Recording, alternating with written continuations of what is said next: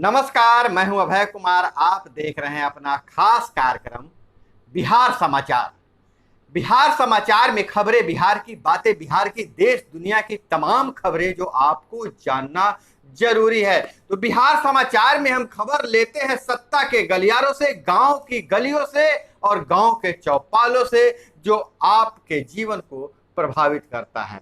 तो बिहार समाचार में हम आज शामिल करने जा रहे हैं क्या गिर जाएगी भाजपा जदयू की सरकार, बढ़ रही है तकरार। और दूसरी खबर हम लेने जा रहे हैं कि बिहार में भी क्या आरसीपी के तर्ज पर दूसरा चिराग लोकनाथ सिंह खोजा जा रहा था। हालांकि जदयू कह रहा है कि बिहार में आरसीपी के रूप में दूसरा चिराग मॉडल बनाया जा रहा था। जदयू का यह बयान है, तीखी नोक झोंक है। वहीं पंचायती राज विभाग से खबर यह निकल कर आ रही है कि अब पंचायत प्रतिनिधियों को उसकी भागीदारी मिलेगी। जो राशि का मॉड्यूल तैयार हो चुका है और जो विकास राशि का बंटवारा 3 चरणों में किया जाएगा। वहीं सबसे पहले ग्राम पंचायतों को राशि भेजी जाएगी, उसके बाद वार्ड ग्राम समिति को राशि भेजी जाएगी, क्योंकि केंद्र सरकार जो राशि देती है उसका बंटवारा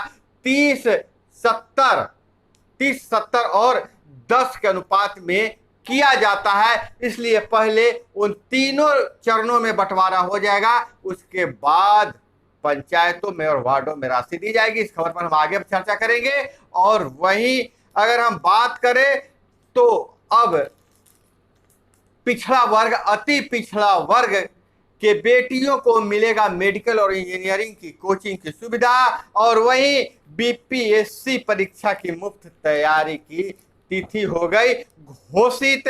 और अगर हम बात करें तो बिहार में एएनएम पद पर भारी बहाली होने वाली है। तो समाचार को अब देखते हैं, नजर डालते हैं समाचार क्या कह रहा है। तो सबसे पहली खबर, जो हॉट खबर है, बिहार से निकल कर आ रही है कि बिहार में नीतीश कुमार की भाजपा से गठबंधन खत्म होने के कगार पर है।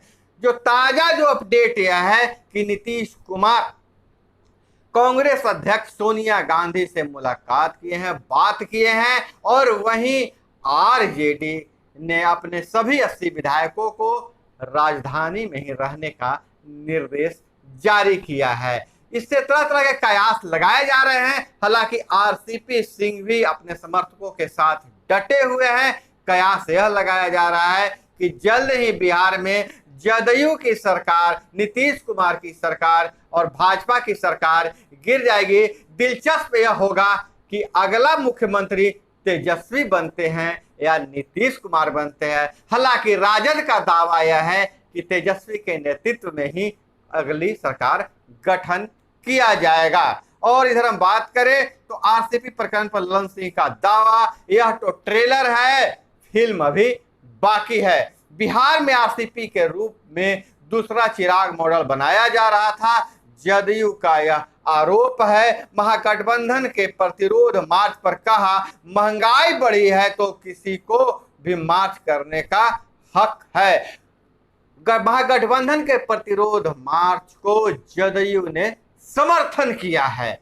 इससे कयास लगाया जा रहा है कि तलखी कितना बढ़ गया है। जदयू केंद्रीय मंत्रिमंडल में शामिल नहीं होगा ललन सिंह। आरसीपी का तन जदयू के में और मन भाजपा में था, तो जदयू से तो उन्हें जाना ही था। वे सत्ता के साथी थे। ललन सिंह का बड़ा आरोप, जदयू डूबता हुआ नहीं, दौड़ता हुआ जहाज है। 2020 में विधानसभा चुनाव में षड्यंत्र से घटी है सीटें। और सवाल पूछा उन्होंने आरसीपी सिंह से कि सीएम भुंजा फांकते हैं तो क्या विकास आपने किया है? तो सवाल यह है, एनडीए में सब ठीक है, बोले अभी तो ऑल इज वेल। तो देखते हैं क्या होता है, राजनीति किस करवट बैठती है। जदयू और भाजपा का गठबंधन टूटता है। अगर टूट जाता है तो अगला मुख्यमंत्री किसका होता है? राजद का होता है कि भाजपा का होता है। और इधर अगर हम बात करें महागठबंधन का प्रतिरोध मार्च, राजद ने अपने सभी 80 विधायकों को पटना से दूर नहीं जाने का निर्देश दिया है। तो अंदर ही अंदर एक खिचड़ी पक रही है, जल्द ही वह पूरा मामला सामने आ जाएगा। और एक खबर और आ रही है, जहां कॉमनवेल्थ गेमों में बेटियां और पुरुष खिलाड़ी, भारतीय खिलाड़ी झंडा गाड़ रहे हैं, इसरो भी झंडा गाड़ रहा है। लेकिन एक थोड़ी सी खबर थोड़ी सी मायूस करने वाला है कि इसरो को झटका, बेबी रॉकेट की पहली उड़ान फेल, कक्षा में नहीं पहुंच सका सैटेलाइट। हम आपको बता दें कि 750 बेटियों का बनाया सैटेलाइट, बेटियों ने देश के अलग अलग राज्यों से 750 बेटियों ने आजादी सैट और इसरो का भू निगरानी उपग्रह EOS.02 तय कक्षा में नहीं पहुंच पाया। फिलहाल इससे कोई मायूस होने की बात नहीं है। इसरो कुछ न कुछ सीखता है प्रतिदिन।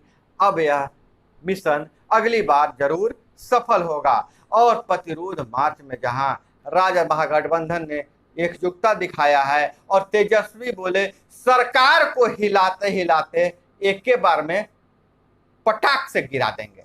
तेजस्वी कह रहे हैं कि सरकार को हिलाते हिलाते एक के बार में पटाख से गिरा देंगे, और लगता है कि यह जल्द ही सामने आ जाएगा। वहीं शहरी विकास राज्य मंत्री कौशल किशोर से मिले जीतन राम मांझी और कहा बोध गया विकास प्राधिकरण बनाने की मांझी ने उठाई है मांग। और पीएम की नीतियों से देश के लोगों का भरोसा भाजपा पर बढ़ा है, संजय जायसवाल का बयान है। और इधर बात करें निःशुल्क शिक्षा सुविधा की, तो विशेष प्रतियोगिता परीक्षा पास करने पर मिलेगा लाभ।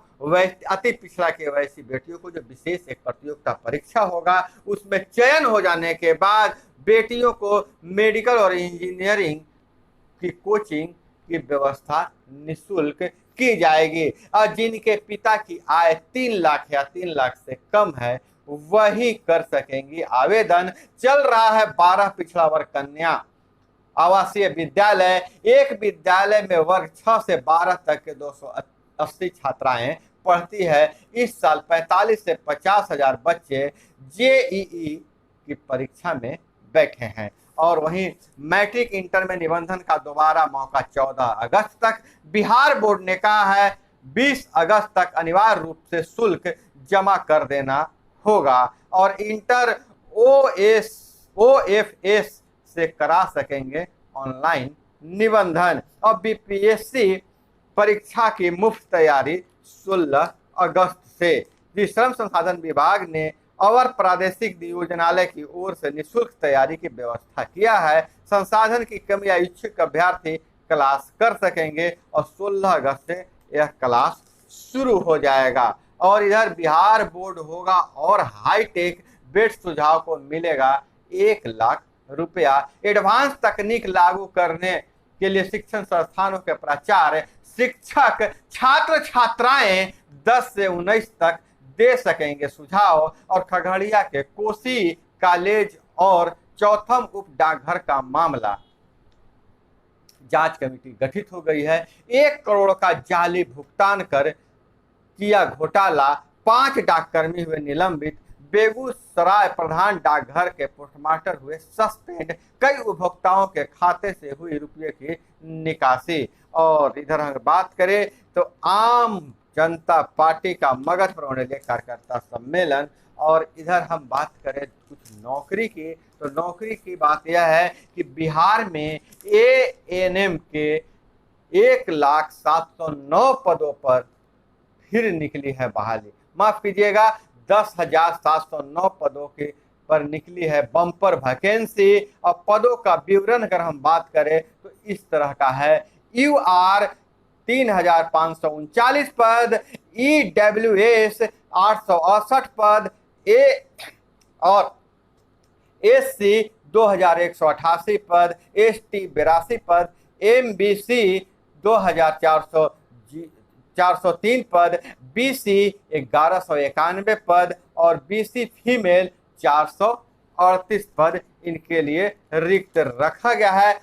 और दोस्तों बता दें कि पंचायती राज विभाग से यह खबर निकल कर आ रही है कि पंचायती राज विभाग ने जो विकास राशि है, जो केंद्र से विकास राशि मिलती है और राज्यों का जो हिस्सा होता है, उसका सही तरीके से वितरण का एक शेड्यूल बना लिया है। जल्द ही उस पर कैबिनेट की मुहर लगने वाली है। उसमें यह है कि जो केंद्र से राशि आती है, पंचम वित्त की राशि आती है, और जो भी विकास राशि आती है, उसका जो बंटवारा का जो मॉड्यूल है कि 70% पंचायतों को, 30% पंचायत समिति सदस्यों को और 10% जिला परिषद को, उस मॉड्यूल के तहत पहले बंटवारा हो जाने के बाद वार्ड ग्राम समिति को ही 70% से ही राशि देने की बात कही जा रही है। हालांकि वार्ड सदस्यों में बहुत ही गम का माहौल है, गुस्से का माहौल है कि चुनाव के इतने दिन हो जाने के बाद उन्हें विकास के लिए कोई राशि नहीं दिया गया है,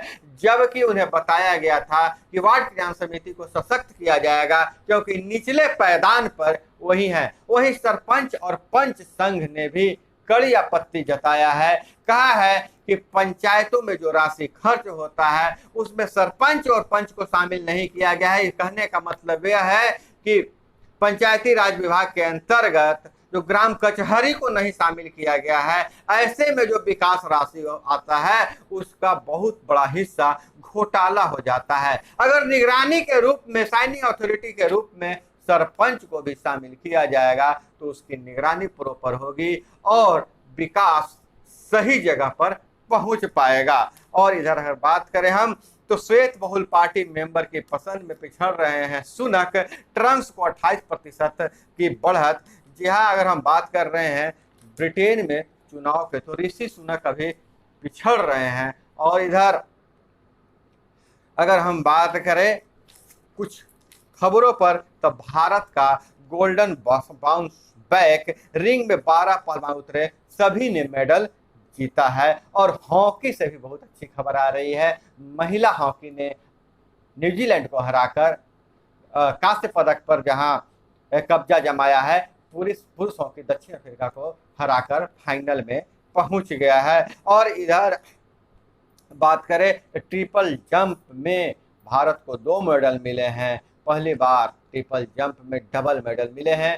गोल्ड के साथ साथ सिल्वर भी हमारे पास आ गए हैं। तो दोस्तों यह थी वो तमाम खबरें जो आपको जानना जरूरी था। इसी तरह से खबरों के लिए जुड़े रहिए हमारे साथ। मिलते हैं अगले वीडियो में। जय हिंद, वंदे मातरम।